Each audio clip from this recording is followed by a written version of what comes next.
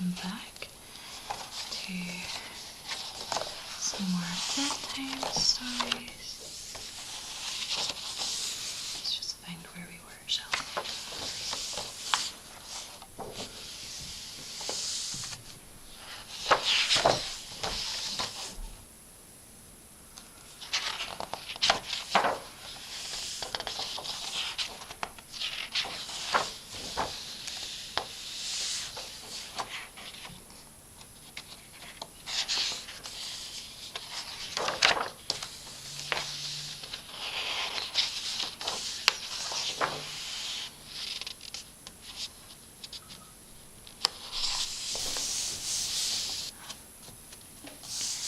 Beauty and the Beast.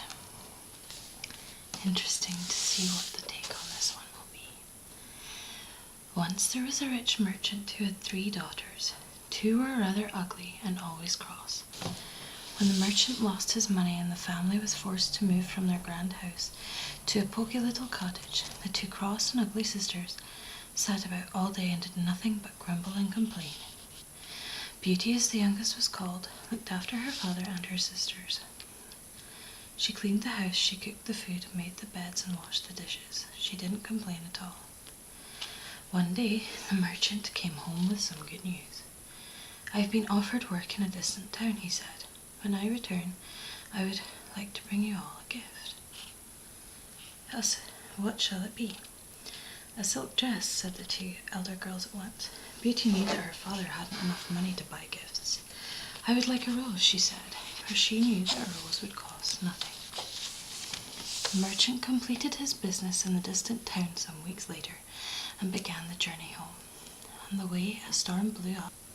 Somehow he missed a turning and lost his way. He climbed a tall tree in order to spy out the land and saw a distant castle. "Perhaps there will be someone there who can direct me," he thought, and made his way towards it. The castle door stood wide open. There was no one about, but he had the curious feeling that he was expected. There were candles flickering in the candlesticks and logs blazing in the fireplace. There was food upon the table, so he sat down and ate.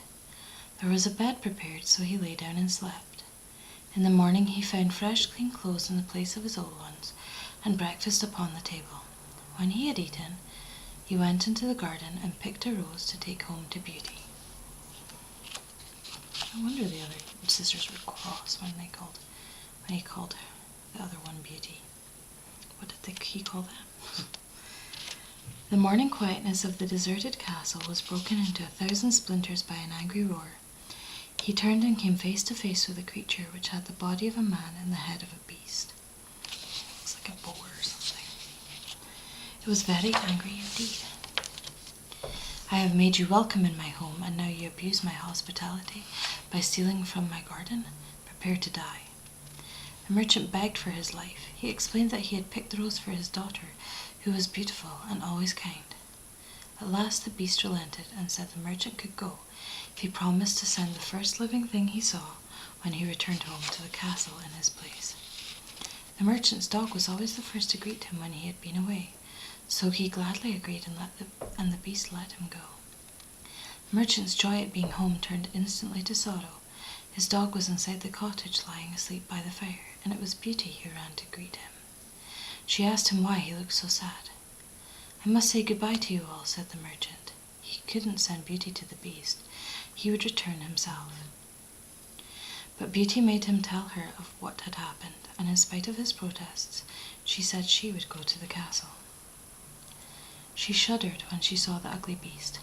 "Do not be afraid," said the beast. "I will not harm you if you agree to stay here with me." And so it was that Beauty's father went home sadly, and Beauty stayed behind and tried not to be afraid.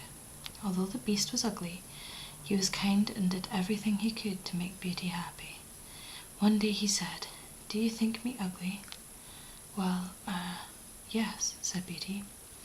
"Will you marry me?" "Oh, no," said Beauty, "I cannot marry you." Time passed, and one day Beauty looked into her magic mirror and saw that her father was ill. "Go home to him," said the beast, "but please return when he is well again." Beauty's father soon recovered when he saw that Beauty was well and happy. The days and the weeks went by, and Beauty almost forgot about the beast. and then one night she dreamed that the beast was dead. She woke from her dream crying. She dressed quickly, and using a ring which the beast had given her, she returned to the castle. At first she thought the beast had gone, and then she saw him by a fountain. She gently splashed water on his face to revive him. "Dear beast," she said, "what does it matter that you are so ugly? Of course I will marry you." And then a wonderful thing happened. The ugly beast turned into a handsome prince, and Beauty loved him as much as she loved the ugly beast. "I was bewitched," said the prince, "by a spell that could only be broken when someone loved me in spite of my ugliness." And that is how it came about that the merchant gained a prince as a son-in-law, and Beauty became a princess. Once there was a prince who wanted to marry a princess. He travelled far and wide for many months searching for one. He met many girls who said they were princesses, but somehow he could never be quite sure they were telling him the truth. It was a very sad prince who returned alone to the palace.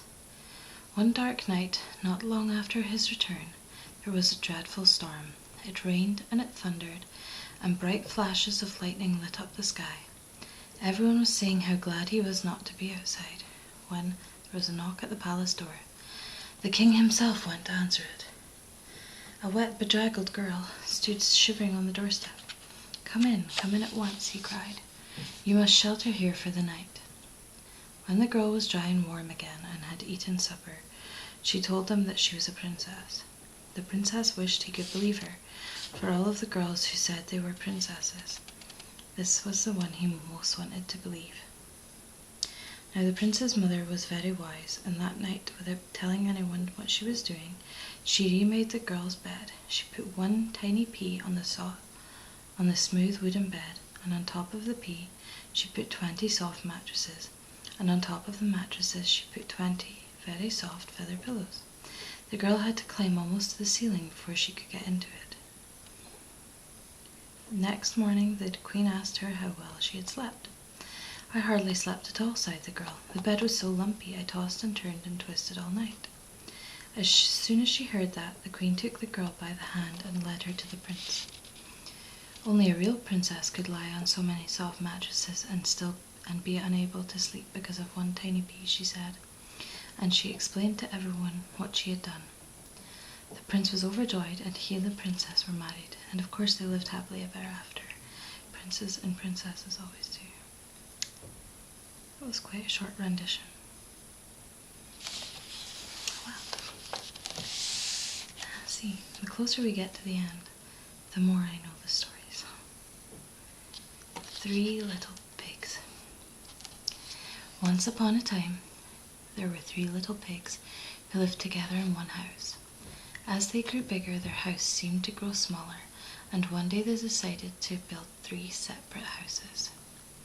The first little pig built himself a house of straw. The second little pig built himself a house of sticks. The third little pig built himself a house of bricks.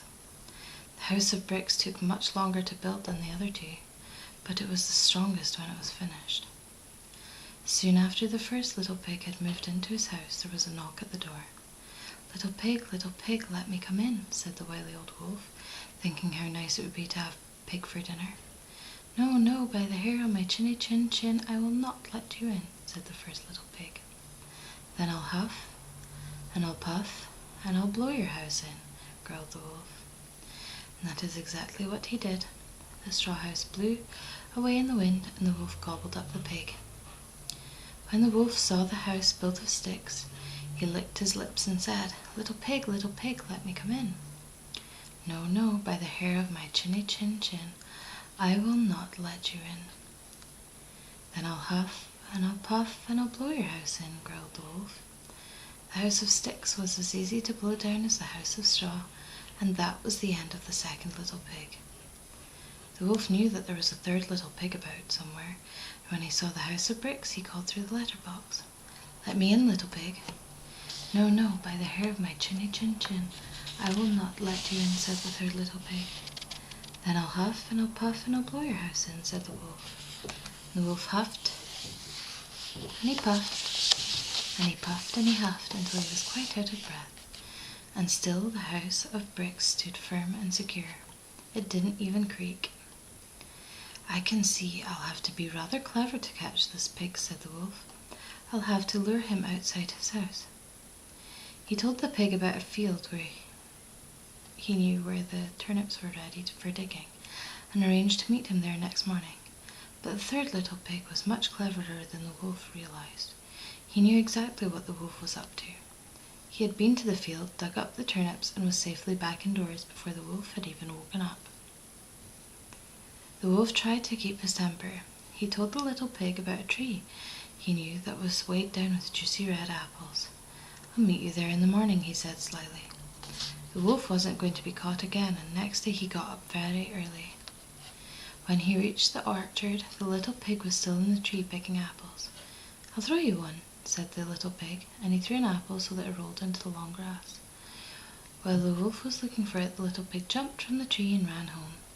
He was safely inside his brick house before the wolf realized he had been tricked. By this time, the wolf was getting very annoyed and hungry. "I'll meet you at the fair tomorrow," he said. The little pig did go to the fair the next day. He bought himself a butter churn. He was on his way home when he caught sight of the wolf. As quick as a raindrop hiding in a puddle, he hid himself in the butter churn and began to roll down the hill. He rolled right over the wolf's foot and frightened him horribly. He was safely inside his brick house before the wolf stopped trembling. When the wolf discovered who had been inside the butter churn, he was very angry indeed. He was determined that the little pig should not escape again. He climbed onto the roof of the brick house and began to ease himself down the brick chimney. The little pig was very frightened when he heard the wolf mumbling and grumbling inside his chimney. But he didn't panic. He built up the fire and set his biggest cooking pot on the flames. The wolf slithered down the chimney and fell into the pot with an enormous splash and a very loud ouch. And that was the end of the wolf.